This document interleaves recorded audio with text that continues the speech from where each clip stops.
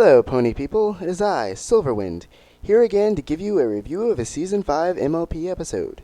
This will be my first review of a Season 5 episode, and I'm totally psyched! So without further ado, here is my review of Hearth's Warming Eve.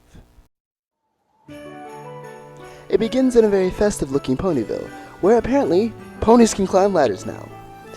Meanwhile, back at the castle, Twilight and her #1 assistant Spike are getting ready for... Happy Hearth's Warming Eve!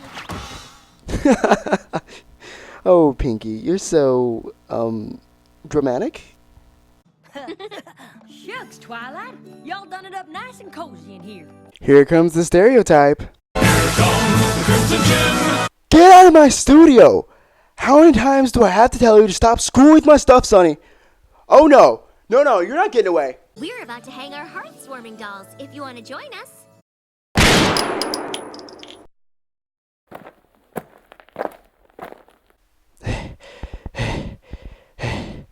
How about no?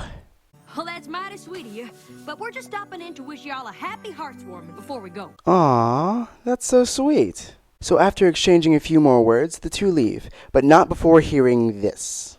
Now can we open presents? But tonight is Hearth's Warming Eve. Every pony knows you don't open presents till tomorrow. I get the feeling this is going to be important. When Spike and I spent our first Hearth's Warming Eve together, he couldn't wait all night to open his presents. Ever since then, we've always opened them the night before. It's kind of like our tradition. Hey, that's cool. Different ponies have different ways of doing things. That's not how our family does it, and I reckon it can't be how Pinky's does it. Is it? No, sirree! To each their own, I suppose. Ah! Gotta go!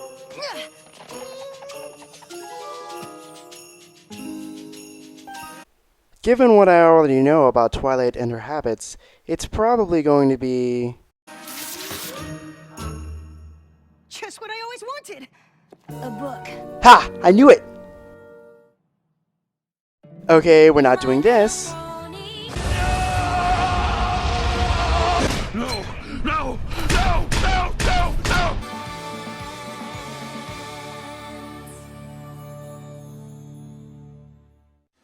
So, Pinkie Pie and Applejack are taking the train of exposition to Pinkie Pie's place. Pudding-head puddings. How about a Wendigo frosted snow cone? Oh my gosh, those sound delicious. It's so exciting. Related or not, it's gonna be a hoot having our families together under one roof. Apples and pies together again for the first time! Now that she says that, I wonder if there's an apple pie somewhere. Next, Applejack explains to Applebloom that Hearth's Warming Eve isn't just about presents. And we get a long, boring story about how Hearth's Warming came about. I don't like you! I don't like you either. Do you like me? No! But then, the icy chill of the Wendigos almost iced up everything. Wow, haven't I heard this one before? Continuity is great, isn't it? So after a very long and familiar story, and funny scenes from both of our two heroines, they finally arrive at the Pie's rock farm.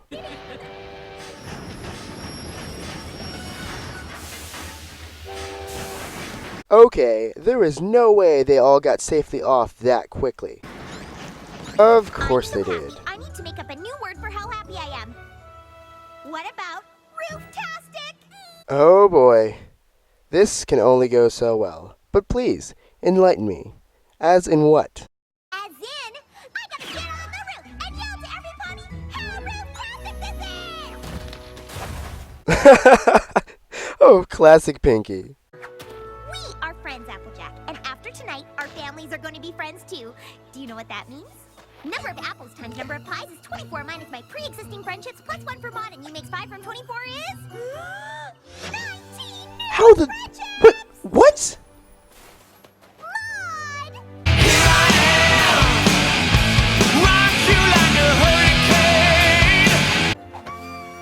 I'm so excited to see you, Pinkie Pie. You too, Applejack.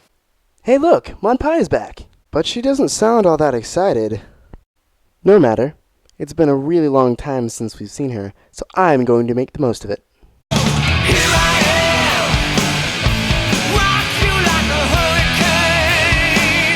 So the apples and the pies finally meet, and at first there seem to be a few misgivings as the two sides get used to each other. Surely thy name is not but Granny Smith. I am called Igneous Rock Pie, son of Feldspar Granite Pie. Thou shalt know me as Cloudy Quartz. Ah, seriously? I mean, at first I couldn't stand these two. I mean, look at their expressions. Do they seem happy to you? They don't seem like a happy married couple to me. Just putting that out there. Y'all gabbing with words real funny like. What you say them names were? Iggy? And I'm just gonna call you Big Mama Q. Okay, even though that's a little funny, it's still pretty rude. Alright, I have names of my own. We have Mr. and Mrs. Stick in the Mud, Limestone Dry, whom I have yet to decide is a guy or a girl, and pretty much a Fluttershy clone, and I'm not too broken up about that one, actually. At first, the apples seem pretty excited about eating, until dinner is actually served. Is this making a reference to a book I read as a child called Stone Soup? 'Cause I think it is. So from this point is where things start to go downhill. And I mean way, way downhill. First there's the rock soup. Then there's the hearth-warming rock doll and the scavenger hunt that doesn't make sense. I mean, sure, there's the Big Mac and Marble Pie shipping I can look forward to in future episodes, but I mean, come on! Hasbro, for your sake, I hope they're not related. That would be weird. Applejack gets all worked up over the fact that Pinky and her family do things differently, and tries to change things in one night. We gotta do something, y'all. Pinkie Pie's family never had a real hearthwarming. No, Applejack, that is indeed not what she said. I mean, at this rate, you're just gonna do everything yourself and then make everyone upset and then... Oh.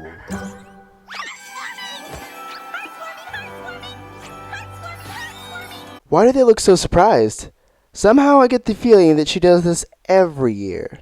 What happened to my farm? I knew it! I can't watch. Dear sweet Applejack, you're a great character, but you're missing the point. You can't just go in and change people's customs and traditions to make you more comfortable. But what about what we usually do? Silence, you thing! But in all seriousness, Applejack is intruding just a bit, and things don't get much better after that. Excuse me. You planted your pole on a fault line. What? No.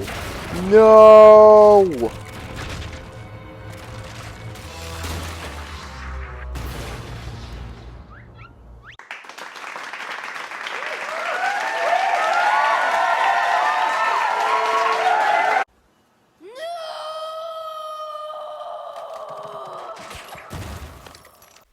Wow. I've screwed up pretty badly in my day. But for Applejack, the only thing I can say is exile. So Applejack and her family decide it's time to leave. And on the train ride home, Granny Smith tells the apples why the Pies Rock is so important to their family and why they so closely cherish their traditions and customs. The story greatly moves Applejack, and she finally sees what she's been missing all along.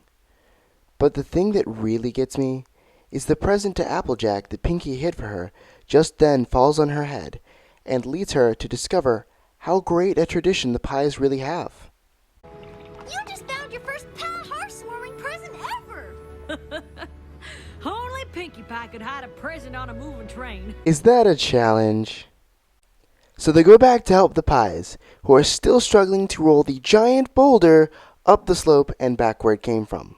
I'm pushing as hard as I can, too. Well then, if Maud can't move it, that must be one heavy rock. When they finally get back, Applejack apologizes, and they all make up. This was such a touching moment, and I love little things like this. So that's pretty much it for Hearth's Warming Eve. I know I said a lot, but thanks for sticking with me through this review. It really means a lot, and oh look, more shipping! I really liked this episode, not just for the shipping, but because it was humorous and actually quite fun. This is Silverwind, and I still have yet to come up with a cool catchphrase, so I'm just gonna say have a good day, and if you like my videos, subscribe, and I'll have more for you later. Bye!